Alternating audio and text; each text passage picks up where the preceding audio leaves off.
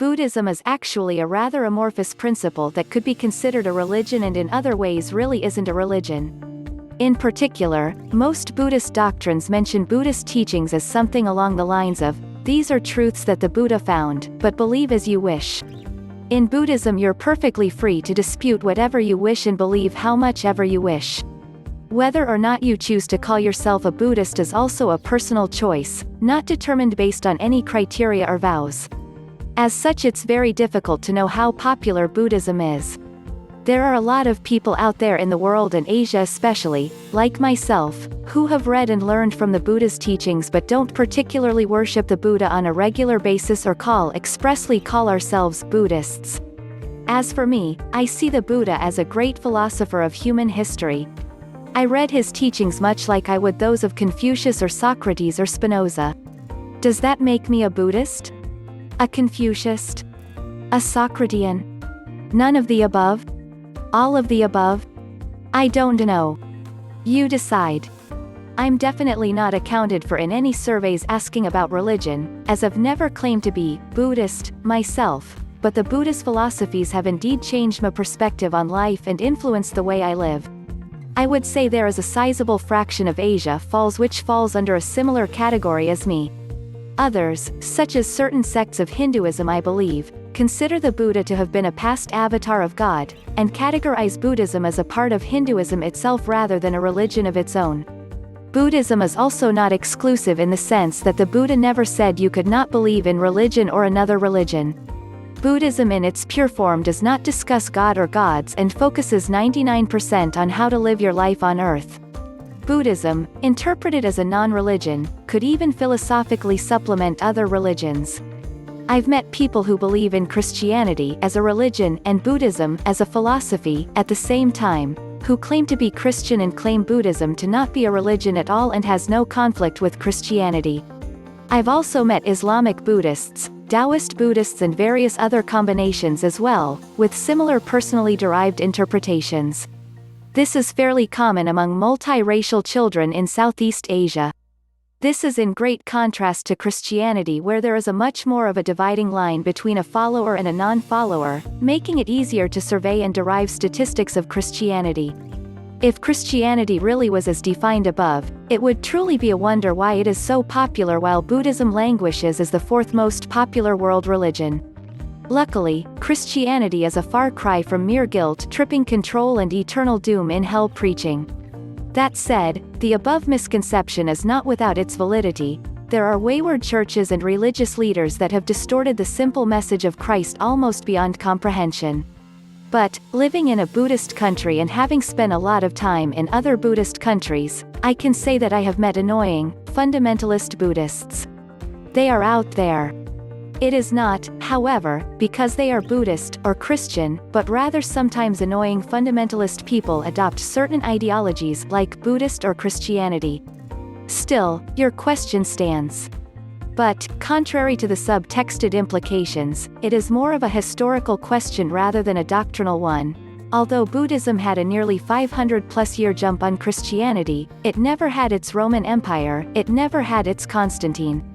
Ashoka, in the 3rd century BC, did send out Buddhist emissaries which contributed a lot to the spreading of the Dharma, but in the end Buddhism suffered a tremendous blow by Islamic Mughal invaders starting in the 7th century. A resurgence in Hindu thought and practice also retarded the growth of Buddhism. Meanwhile, Christianity enjoyed exceptional growth through political conquest, economic development, and missionary activity. As to why Buddhism isn't more popular in the West, I get the sense that Buddhism is not quite yet seen as a truly international religion. It is still too closely associated with the East, reserved only for scholars and hippies, New Agers and wannabe Asians. Western Buddhist practitioners who insist on dressing in Asian garb certainly don't help the matter at all either. And with the growing economic influence and political ascendancy of the East, I surmise that Westerners are viewing Asian ideologies even more suspect than before. Also, and this correlates to the boost history provided, many Christian churches have a very sophisticated network involving elementary, secondary schools, hospitals, universities, social welfare programs, politicians, entertainment centers, child care services, a massive music media network, TV channels, clothing lines, summer camps, rehab clinics, not to mention Tom Hanks and Chuck Norris. Comparatively, Buddhism has scant infrastructure, and Richard Gere and Steven Seagal, not exactly glowing ambassadors to bolster Westerners' confidence. Lastly, I second everything Amar Ali wrote. Buddhists have less money for self-promotion, their core teachings severely clash with Western capitalism, then again, so do the teachings of Jesus, but that is another point altogether. Buddhism is work-based salvation, rather than faith-based, and any close reading of the Eightfold Path or 5 precepts, or 8 or 10, depending on your school of Buddhism, will quickly illuminate the challenges of practicing the Buddhist Dharma. I am a Buddhist. But, honestly, I am surprised Buddhism survived this long. In my opinion, it really didn't have much chance. What Buddha said, in a nutshell is, you are extremely lucky to be born a human, you have no idea how much, don't waste your time. If you lose this chance, you'll spend a long time, again, you possibly can't imagine how long, before you get another opportunity. I found a method to end this natural but infinitely long cycle. Just follow the path, work hard and claim the prize, and also at the same time you'll be eternally happy too. I can't imagine how this could have been comprehended by a person who lived even as late as 200 years back. When your kid is dangerously sick, like many kids were before the 20th century developments in medicine, Buddha's method didn't offer a quick solution, for example, to pray and get some help. The God-based salvation is extremely easy for less intelligent people, since people didn't have much access to education then and they had to worry about just living to see the next day, to comprehend and seek help from when they are in trouble, which was most of the time due to food shortages, sickness etc. No wonder Buddhism diminished drastically in India. It is only now that people become more educated and can reason about the world they live in more effectively, since most of the day-to-day troubles people faced earlier are not as prominent today. I believe Buddhism survived this long because it mixed with God-based salvation methods, like Hindu gods, bodhisattva-based principles in Eastern Asia etc.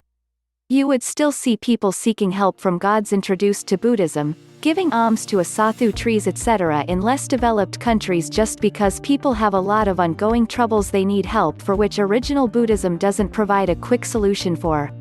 I believe this is the reason why Buddhism had a hard time staying prominent as a world religion after the boom it had in the ancient days when everybody was searching for the meaning of existence.